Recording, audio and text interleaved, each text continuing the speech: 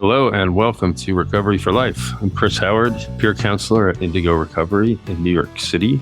Peer, of course, meaning equals, which means I'm in recovery myself. Putting down the substance is just the beginning. What happens next is recovery. Before we dive into today's topic, I'm going to virtually pass the mic and give everyone a few minutes to check in. And how about Amy going first tonight? Hey, everybody. How are you doing tonight? This is Amy, and I've had a good week, couple of weeks.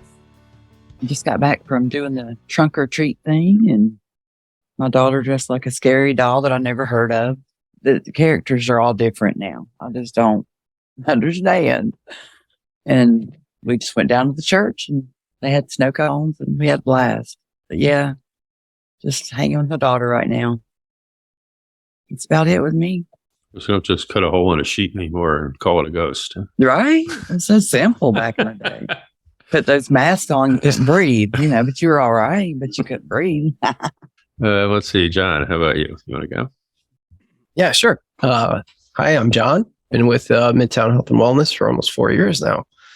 And, doing all right. Last couple of weeks have been pretty stressful, to say the least. I found out that one of my older sisters has stage 3 cancer. And that's been a tough pill to swallow. She's only 40. So hopefully, they can treat it and she'll get better. But anyway, outside of that, now it's been over 3 months since I've been off Suboxone. Still haven't had any withdrawals, but what has been coming back are my emotions and ability to feel things and experience things, because I was pretty numb before. I didn't even realize it. But yeah, coming off the Suboxone has really opened up my emotional side, and it's been somewhat challenging to deal with, but I'm working through it and doing my best.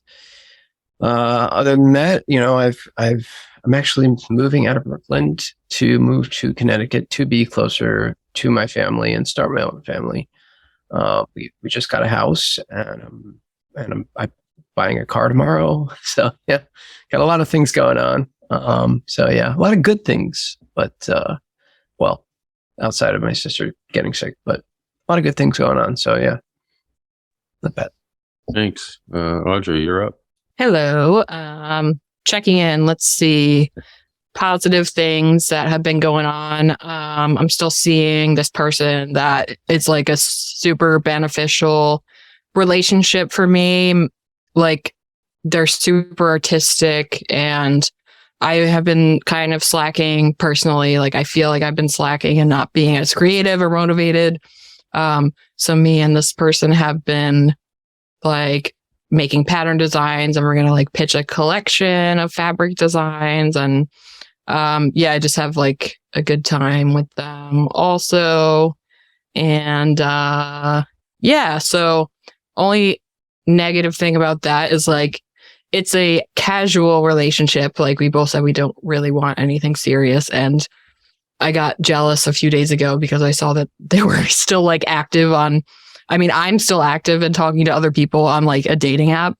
And I like went on this Google search like hole for a little bit, and I was like, is jealousy allowed in casual relationships? Which Google says yes, it's normal.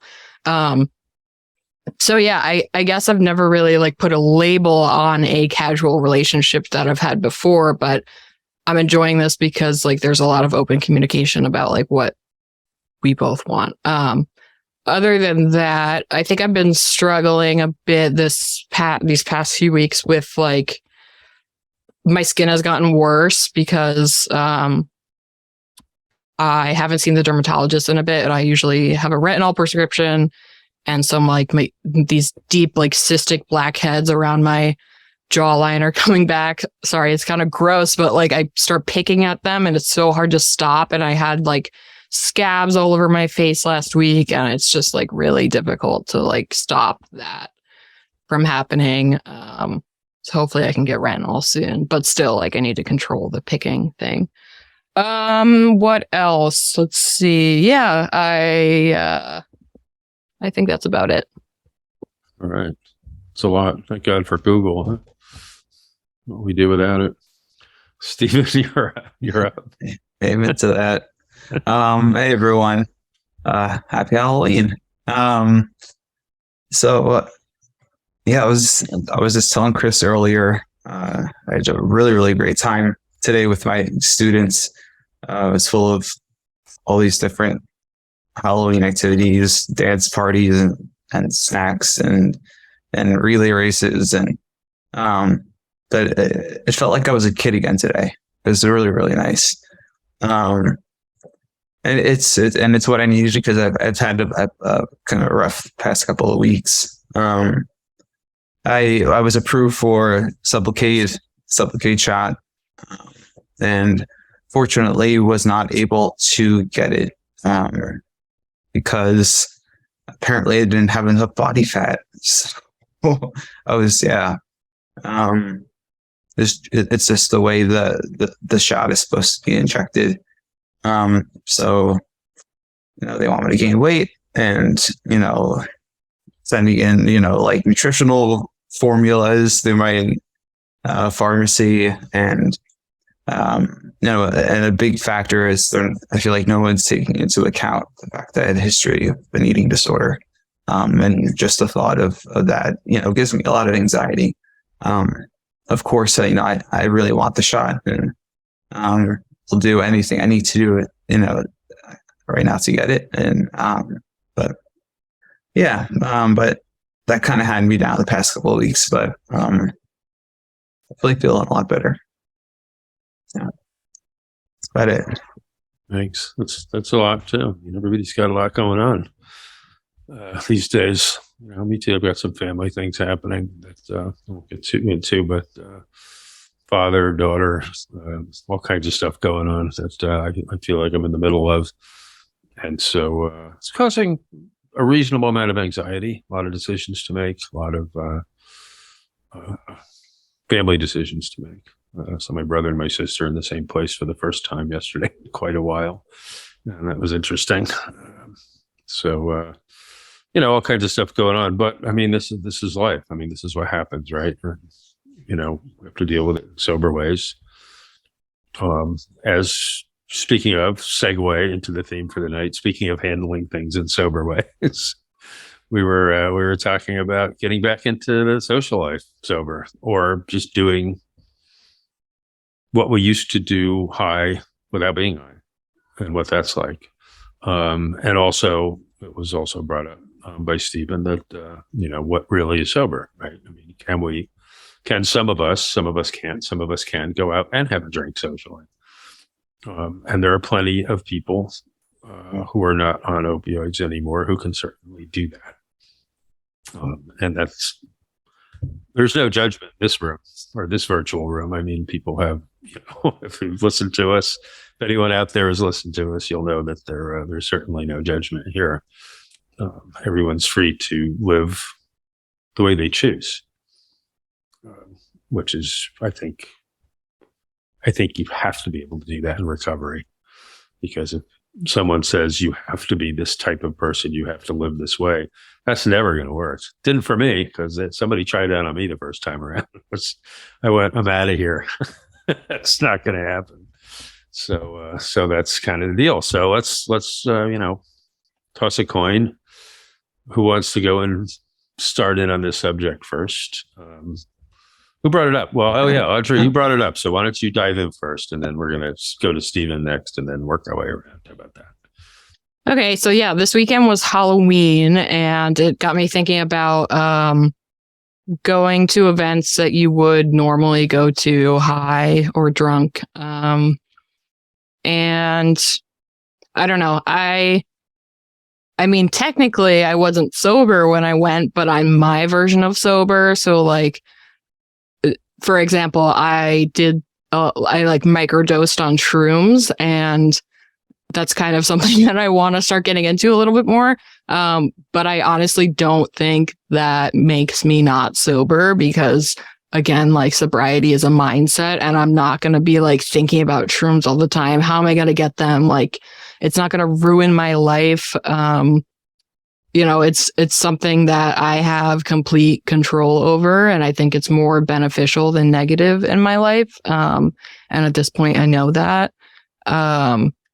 So yeah, like I went to a party this weekend, did some like a little bit of shrooms and had a good time. I think once, I don't know, I've been sober since like 2018, 2019. I haven't been counting, but like once you know what your certain triggers are, I think it's okay to start exploring different things. Like if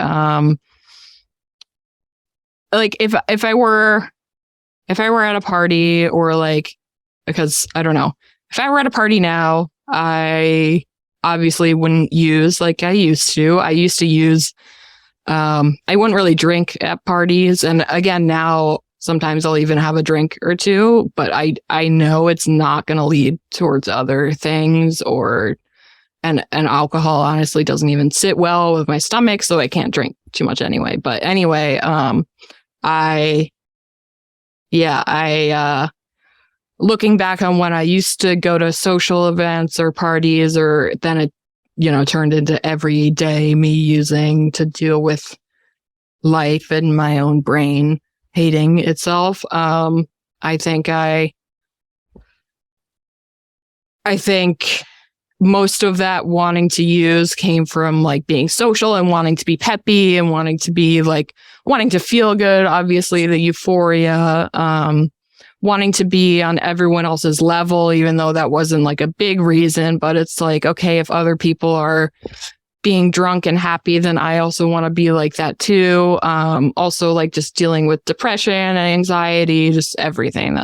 There's so many reasons why I would use, but now, I don't really feel like I need to get so obliterated or like out of my head, because I'm more comfortable with who I am, talking to people and, doing what I want to do. If I want to leave, I can leave. I don't have to stay. That part of me using was because I would want to stay the whole time and like be awake and be fun and have fun and feel fun. So, something also that is important is like realizing your triggers. Like, I don't know, I have even been around friends now that use certain drugs that I never had a thing for, and there was a point early in my sobriety when I wasn't okay around that, because it made me want to get fucked up. Like if they're getting fucked up, then I want to get fucked up too. And it's interesting now looking at the same situations. Like I know in AA, you're like supposed to rid yourself of all friends that use anything. Maybe I'm making that up, but I don't know. And I don't think, as long as you know what affects you negatively and positively, then I think it's fine. Because for example, like I hung out with the same friends that did the same drugs and I was completely fine. Like I had a great time. Just there's been a few times actually recently within the past year or two where, they'll be staying up all night doing a certain drug, and like none of them thankfully have drug issues. It's just like kind of like a once in a while thing. But and I've just been completely fine with it because I just make it fun in my head. Like this is kind of like I'm going on a tangent, but like talking to people when they're fucked up is kind of fun. And so I'm like, okay, now you're at my level, because I'm always like weird. So now I could just be weird, it's fun. But yeah, that's all I really have to say about that. Hope people have some thoughts. Yeah. I want to throw something out there before I pass it over to Stephen. And what is it? Of course, microdosing is being used in recovery now too. I mean, that's part of what's going on out there. Is as the psychedelic movement and therapy takes hold and starts to spread. There's a lot of that going on.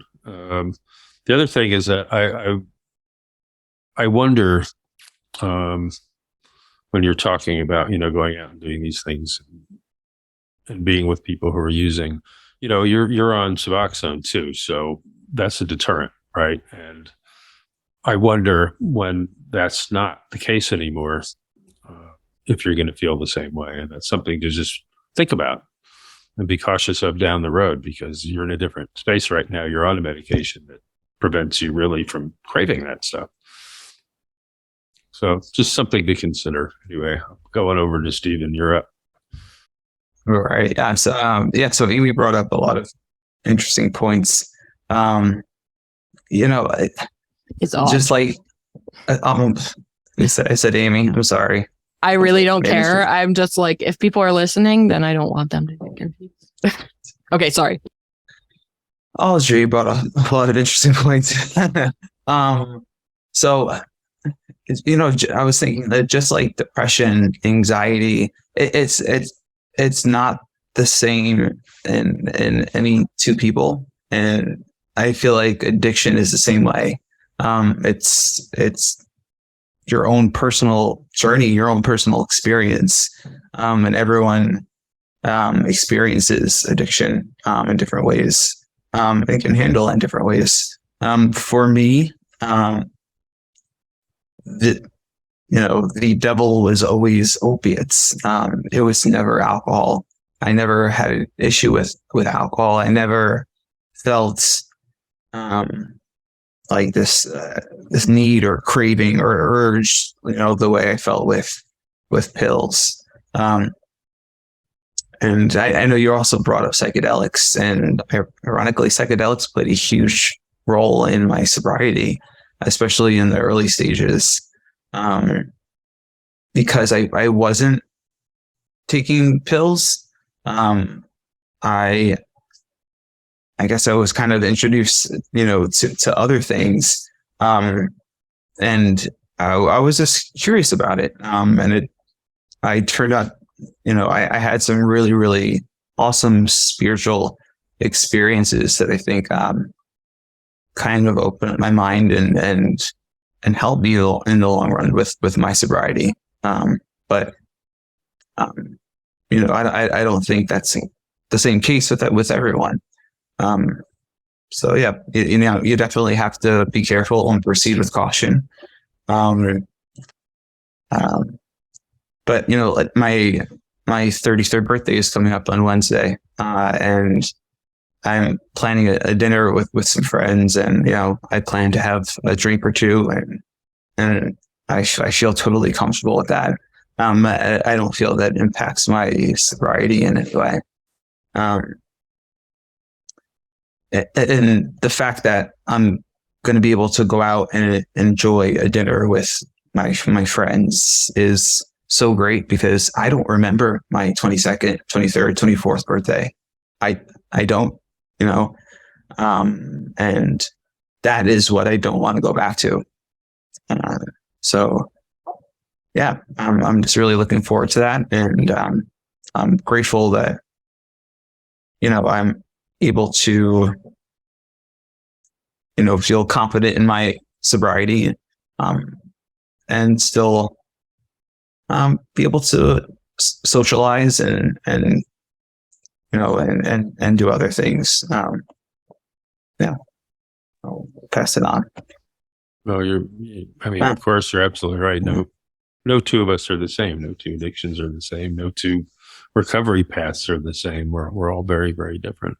I'd be curious to know what psychedelics you used going in.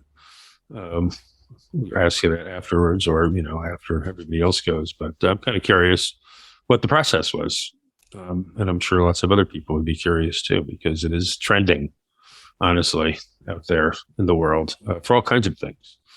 Psychedelics are being used for depression and anxiety and recovery and all kinds of different things. And okay, go for it. I used a lot of psychedelics when I was much younger, and personally, I loved that. I gotta say, that was LSD was one of my favorites. But that's a story for another day. So let's move on. Amy, you wanna chime in about all this? Well, I'm older, so I really don't go out and stuff like that. But see, I'm already too much the life of the party without anything, like just normal. Like some people think I'm too much. I feel that. You can feel it. Like when you're Audrey, you know what I'm talking about. Yeah, I knew you would. But and that's my problem. I feel like I have to tone myself down for people. And I like to find like my people, like y'all, because I can be myself, say what I want. This is my kind of party. So, my life's quite boring. I did have surgery and I got opiates. And I have to say that I did them the first day in because I was hurting really bad, but set them down. They didn't do anything for me. I was just like, what in the world? What was I doing? Like, it made me look back like these had control of me, like that. It was just crazy because I was like, I just want my medicine. I don't want to be on this. And so that showed me that like I'm done with opiates. Even if I had to get off Suboxone, I don't think I would go back to that. It would be more of a psychedelics or try something else, because opiates just aren't, I just didn't. I had a whole bottle of Perk 10s, that was like a score back in the day. And I was just like, they're not doing anything for me. Like, so, and drinking, if I drink, so I just I'll drink maybe one drink, a glass of wine or something like that. But I get too out there. So my dad's an alcoholic and my brother. So yeah, it's not good. It's not good. So I just really don't have any like experience because I moved away from like what Stephen said. I moved away from everything I knew, all the parties I went to. I moved totally out of state, away from everybody. So I have no friends here, nothing like that, no company, nothing. And my life's quite boring. And it's okay. It's all right. I used to have my door was open. We partying all the time. I would much rather live like this. So that's my experience with it. Thanks, Amy. John? Yeah, sure. This is John. Everybody had really good inputs. I wrote a couple things down. So I actually went out to eat. So I was in Connecticut over the weekend, and I went out to eat with my two older sisters. So I have two older sisters, and I have an identical twin brother. And he couldn't make it. He was with his family. But we went out to eat, and we needed 4 people to make a reservation. But since my brother couldn't make it, we couldn't get the reservation. And the restaurant said, "Oh, it's Halloween weekend. It won't be busy. Everybody be out at Halloween parties or whatever." That was not the case.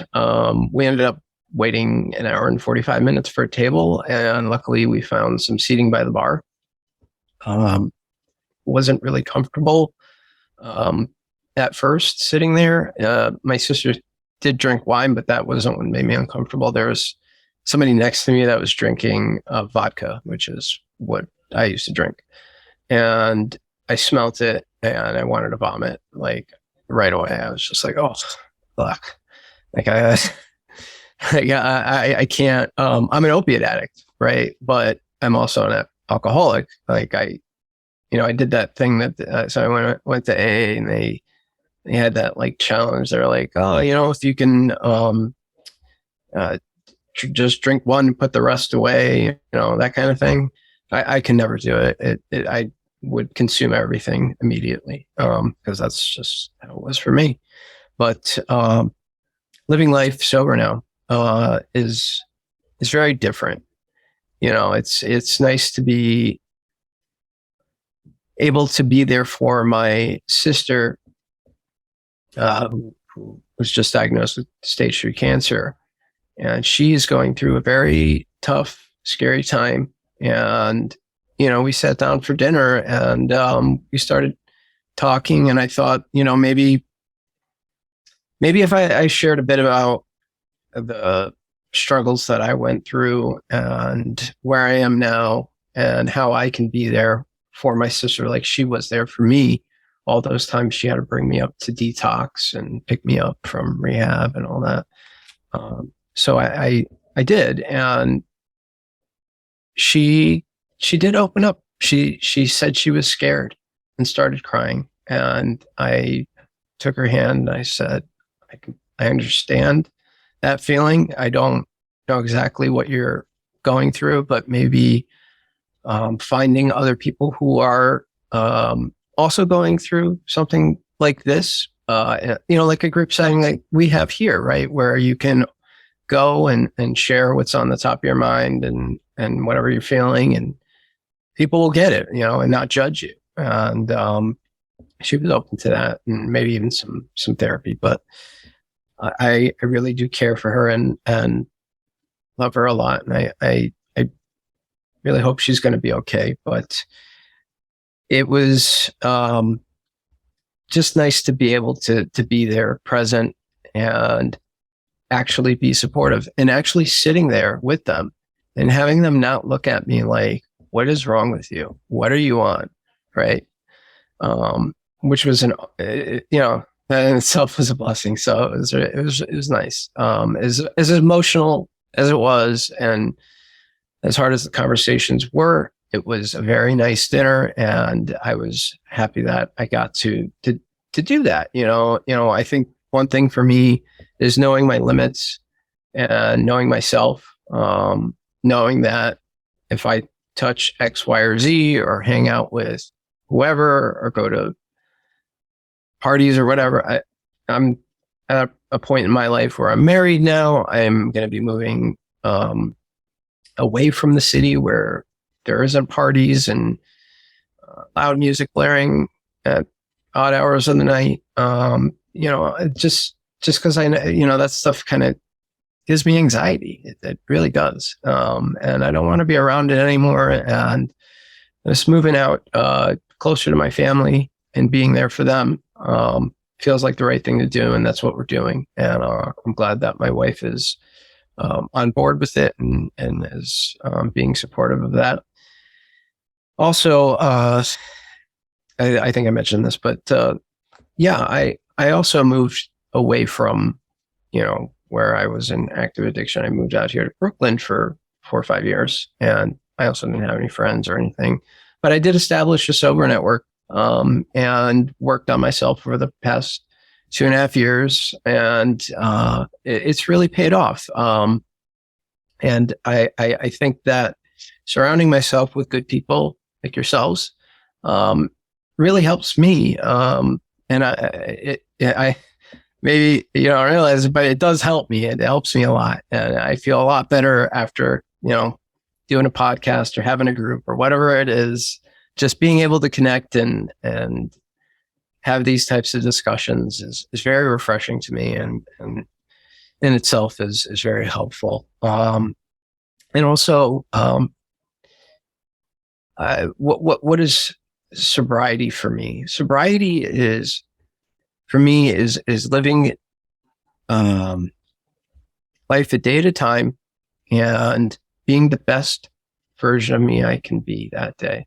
Because I can dip into the past, I can dip into the future, and we all know where those bring, right? It brings anxiety, future, stress, depression, past, right? So trying to live in the present and grounding myself, and doing what I can do for today, and hopefully that will bring a better tomorrow.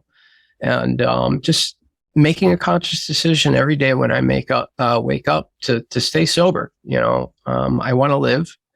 And actually talking with my sisters over the weekend, I brought up the overdoses that I had, and I got some new perspective that I didn't know my eldest sister, Leslie, my mom called her and she said that your brother's dead.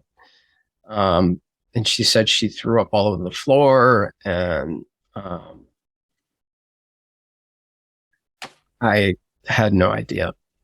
It just took me back. I was like, wow, I'm so sorry. I know sorry doesn't mean anything, but I'm sorry that, I had to put you through that. But I'm here today, and, gratefully I'm here today. And, all those things that I went through in life made me the person I am today, where I could sit with you guys and have these discussions. And it was nice. It was, tough to hear, but I needed to hear it. And, that's one thing that I actually have been struggling with as of recently is just as I'm coming off the Suboxone and feeling these raw emotions now and trying to process them and figure them out. And just I can find myself to be a bit testy or impatient or snippy or whatever. I don't know what you want to call it, but it's tough. And the toughest part is, all the things that happened to me in the past, all the dreadful, horrible things. I have severe PTSD from it, and I do get night terrors and flashbacks and panic attacks and all this kind of stuff. And, I was talking with a doctor at Midtown Health Wellness about, how I can manage these things. And, medications help. I'm on some medications, and we're going to increase them a little bit temporarily while I get through this period of time. But eventually I would like to get off of it. And one thing that I noted is that as long as I know that I'm not reaching for something to mask a problem or hide or whatever it is, or to try to escape, escapism, then, I'm doing it so that I can live and be myself and function, right? That there's a difference, right? There's a difference between taking something to feel some type of way and taking something because you actually need it. And that distinction was really helpful for me to understand. Other than that, I think somebody had mentioned this earlier, having confidence in myself, in my sobriety, knowing that I can go out and do something and know that I won't, use. That's huge, right? Like, for instance, I got invited to a work party, for drinks or whatever at some bar. And, I was like, I could go to that. I know I won't drink, but I really don't want to put myself in that situation. Whereas, it was a little bit different with my sisters. We didn't intentionally want to land at the bar, but we ended up there. And I dealt with it in the best way I could. And I thought I did pretty good. But it's still tough. It's still challenging as, 2.5 years, over 2 years sober. It's still tough to be around those types of things, but I'm doing my best. And I think that's all I could really do. Well, I'm just damn proud of you for real, because I'm so glad you finally talked to your sisters at least about everything and got that, got their perspective and how they felt. And now, because you're wondering, like you've been wondering, and we do wonder about how our, family feels. I'm proud of you, man. You've come a long way, and you just blow my mind for real. You do. Thank you, Amy. Yeah, I was going to say that we really don't know how we're affecting other people when we're in addictions until someone tells us, right? We really don't know. I'm going to say a couple more things before Audrey. I know Audrey's waiting. You're up next. But while I'm thinking about it, I'm just thinking also about what you're talking about, your own definition of sobriety. And, it's come up a few times already tonight. And for me, too, my definition is being comfortable enough with who I am so that I don't have to reach for a substance. I don't have anything to mask. I can bring my honest self to any situation. And so I don't need that anymore. I used all of those things, alcohol, drugs, pick something to hide from me. I was hiding from me. I was, I couldn't handle who I was. And so I needed to be someone else. And it was useful for that until it wasn't anymore. And for me, just as a point of reference, I can't ingest any mood altering substance at all. And that's just me. I can't drink, I can't smoke pot, I can't take a drug, because anything I do is going to give me that green light to do anything I want. Or not even want. I'll just do it. It's not a question of want. It's just who I am.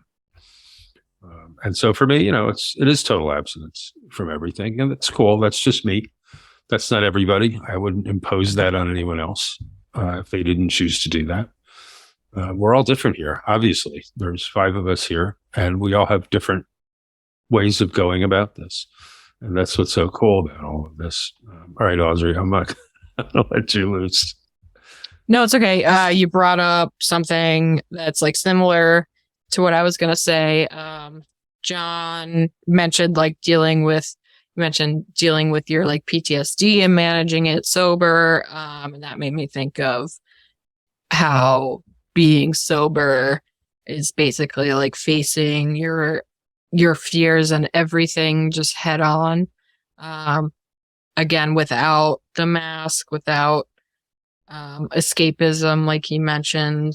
The confidence is a thing, and honestly, that is something that I'm still working on, and it takes a while. It takes a lot of work. It takes every day, every second to work on and get better at. And I just wanted to mention that, and I think we've talked about it before, but being sober is really about facing your fears. And at least for me, it's about facing myself, being comfortable with myself, but also not trying to alter my brain so that I feel like I can handle it more, like the anxiety and the depression and the intrusive thoughts and everything. So it's option 1 is turning to drugs to try and mask all the things happening in my brain, or option 2 is learning how to cope and overcome them. That's basically all I wanted to say. Thank you, Audrey. Can I add, Chris? Is that okay? Go for it. Yeah. Jump right in. Yeah. So you bring up a lot of good points, Audrey. And I think that, all the work that I put in over the past 2.5 years has really helped me with the groups and therapy and everything that I've done, and everybody who's helped me.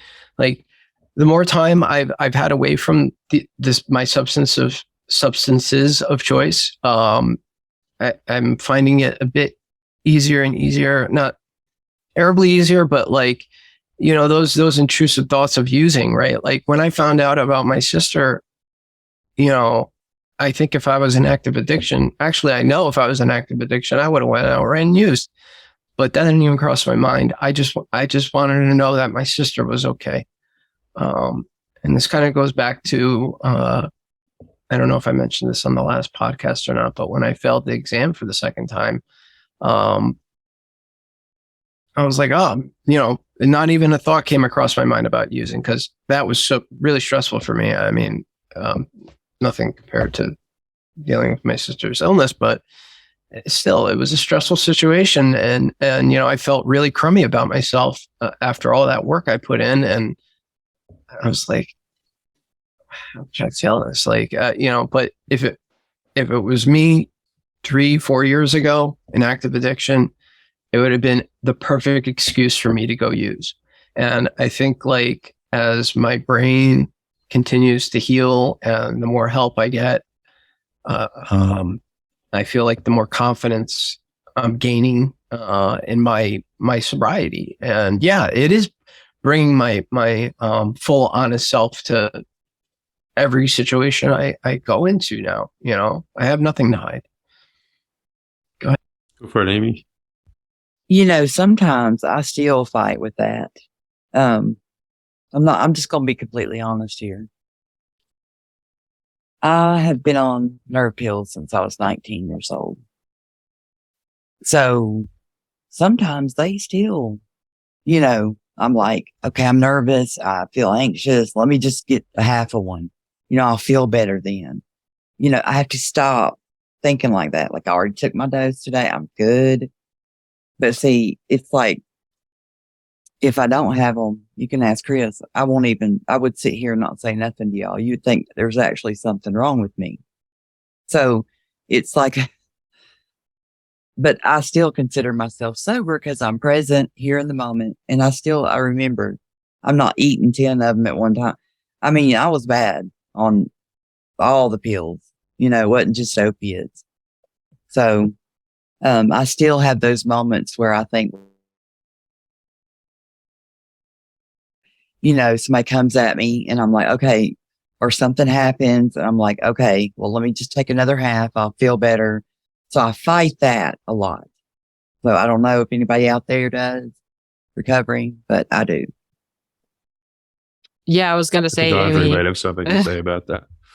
Yeah, I was going to say that I also have those thoughts, like to take another whatever Suboxone, or, I have to fight that too. And yeah, it's like really disappointing to even like have those thoughts, and the fact that like I get upset that I have those thoughts. It's like makes you want to use even more. Yeah, it's just like a vicious cycle that you kind of have to stop in your head before it gets too bad. And, I'm glad that recently I've been able to stop it, and I've been like reaching out to people and trying to go to more groups, been exercising. So that's good. My aunt's a personal trainer.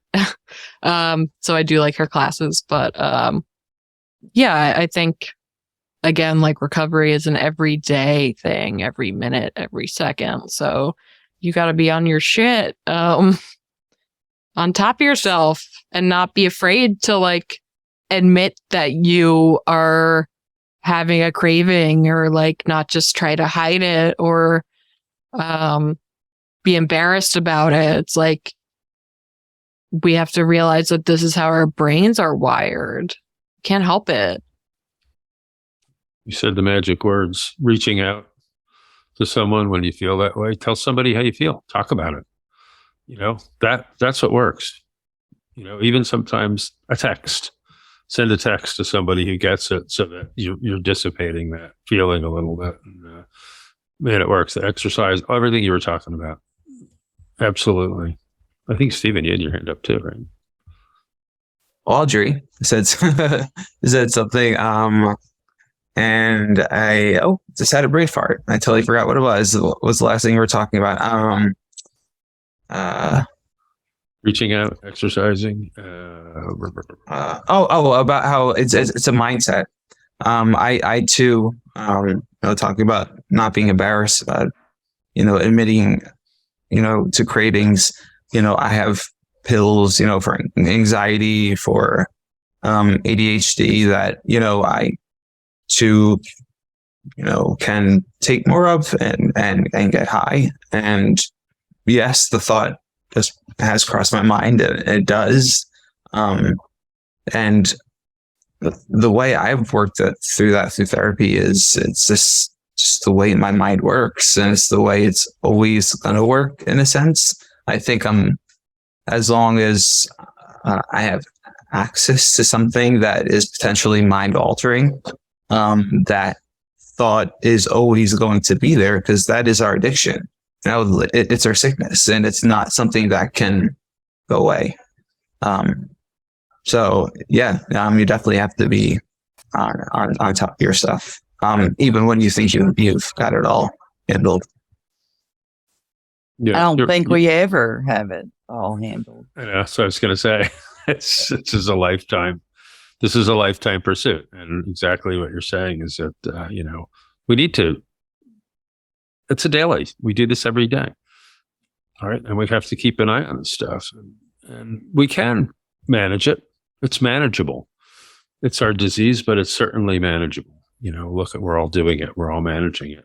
But Five you of us have right to here. have people. Yes, you do. That Chris taught me that. I had nobody when I went to Midtown. And now look, I've got a community here. So thank you. Magic word, community. Go for it, John. Yeah, definitely community.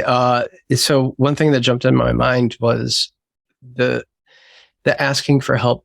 So, or even just admitting, you're scared or have a problem, right? One thing that, before I get to that, one thing that helped me throughout this 2.5-year journey I've been on with Sublocade and staying sober was getting on Sublocade to begin with, because it took managing my medication completely out of the equation. But for asking for help, that was the hardest thing for me in the beginning. But I hit a certain place where I just surrendered over. But for when I was sitting down and talking with my sisters, my sister who has cancer, I just wanted to, not that I wanted to pressure her into anything, but I kind of wanted to hear her say, like, I need some help, or I'm scared, or whatever. And she did. She finally came out and said, I'm scared. These doctors are going to say they just keep saying I'm going to be fine. I'm going to be fine, but I don't know if I'm going to be fine. And I totally could relate to that, because I remember going into all these treatments, and they're going, "Oh, you'll be all right. We'll get you through it." And I'm like, really? Because I had those overdoses, and I didn't know if I was going to be fine, right? And it was just a really scary thought, and it really hit home when she finally came out and said, "I'm scared and I need help." And that those words are so hard, or at least for me, it was so hard for me to say, and to hear her say that, like, really, really touched me. It's really a touching moment. So just wanted to put that out there. Appreciate it. I think I'm going to make a little confession tonight. So last week, last week, Saturday, Sunday, probably the weekend. So I had some decisions to make. There was a lot going on, and I was pretty stressed. And Monday evening, I really wanted to reach out to a friend, and there was one friend that I talked to a lot, and I sent her a note, and she was busy, and I realized that I'm not talking to anybody anymore. I do this. I talk to people all day long, right? It's my job, but I am not using the program the way I used to. I used to have dozens of people that I could talk to. And I sat there Monday night, and I went on a meeting. It was a Monday night meeting I usually go to, which I'll probably be logging into after this. And I went to this meeting, and I said, you know what? I'm isolating myself. I'm not talking to anybody anymore. And I have shrunk my world down to just me again. And how did this happen? And so I started I talked to a couple people in the meeting. We connected. I've been talking to some other people, and there's some other people in this room I owe a phone call to. She knows who she is. And, but I was doing just the opposite of what I always, suggest to everyone: have a community, have people to talk to, have people to reach out to. And I wasn't doing it.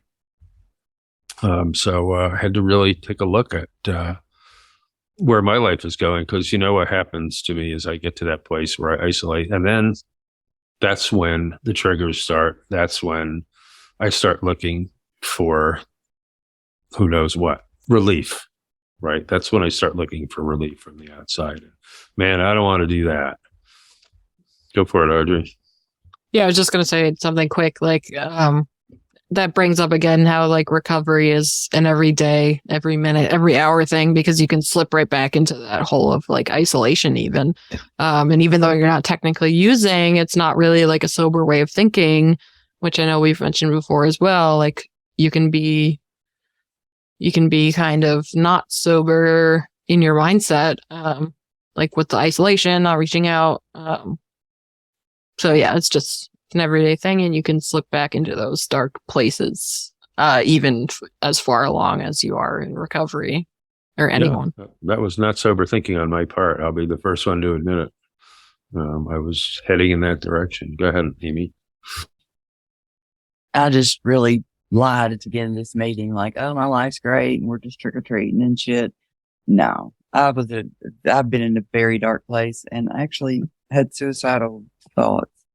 I'm just gonna be honest. It's been a long time since I had those thoughts, and they've been coming back. And so everybody out there ever listening, if y'all pray for me, or send good vibes, please, and pray for John's sister too, and Chris, because he won't reach out. You like about have to choke him, get him to reach out to you.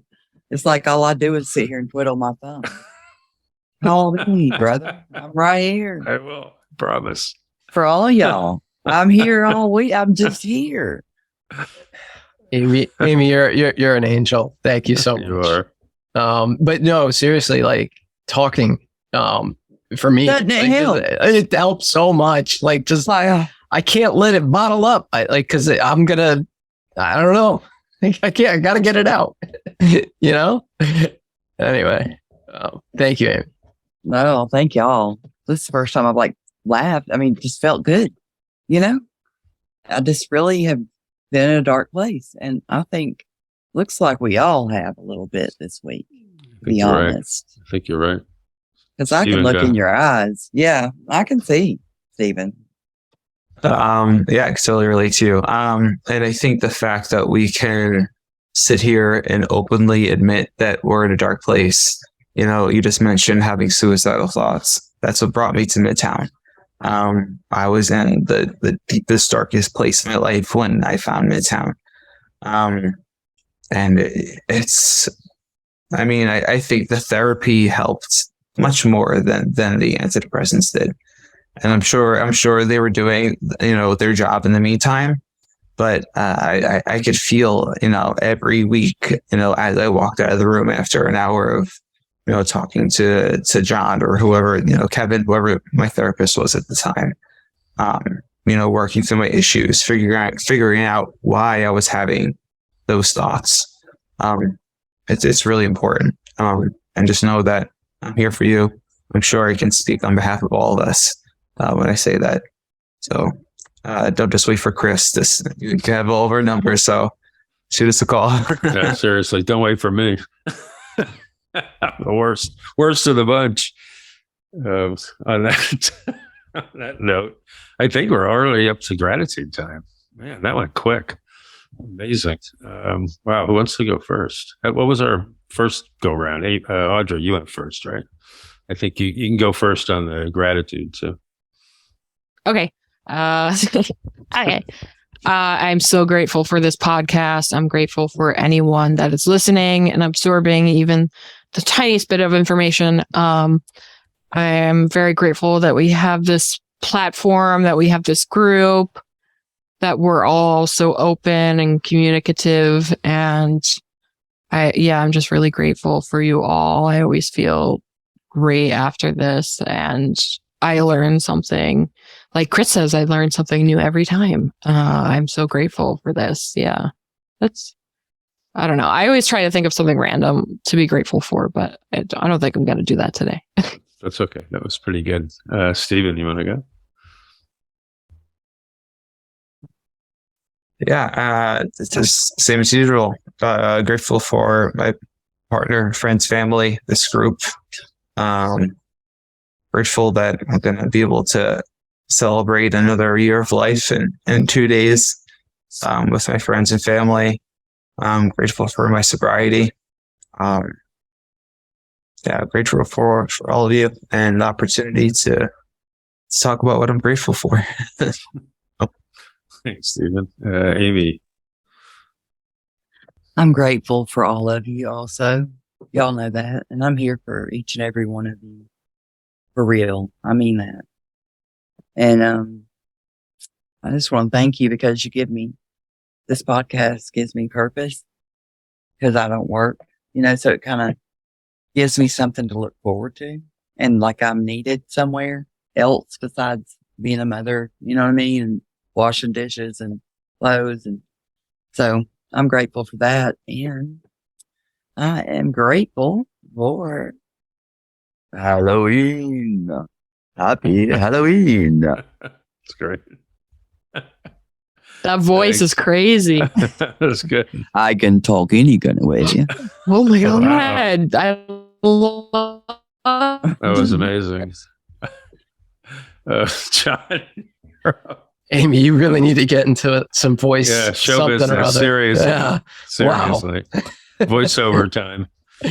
I'm so grateful to be here today, to be on this podcast. I'm grateful for our listeners. I'm grateful for this platform and anyone who tunes in, and hopefully whatever comes out of this podcast hopefully helps them. But I'm grateful just to have that opportunity to come on here and do that. And I'm grateful to my wife, my family, everybody in my support system, and just another day alive and sober on this planet. Because I'm grateful for the words I heard when I nearly died. Now's not your time. Your purpose has not been fulfilled. Grateful for those words. That word purpose may have to be the theme next time around, we'll say. It's come up a few times tonight. Well, listen, I'm grateful for all of you. It's great that we can come here and talk about our darkest moments and have a few laughs about it, which is completely ridiculous, and anyone who's not an addict would never get that in a million years. But we get to do it. That's a real privilege and a luxury, and I'm very grateful for that. Listen, I'm grateful to you guys for keeping me honest, because there ain't nobody else out there doing it. So I'm glad we have this opportunity to share our moments, our good times, bad times, in between times, whatever times we have, we get to share them with each other, and that's what matters. So on that, let's see the wrap up. Thanks again, everybody, for being here. Thanks to our listeners for joining us. And if anybody out there has any thoughts they'd like to share about what they heard today, please send us a note through one of the various available channels, YouTube, Spotify, whatever we got out. I don't even know what they are, but we'll sort that out. We look forward to hearing from you. So thanks again, guys. It's been, what a fun night. It's been great, really. See y'all soon.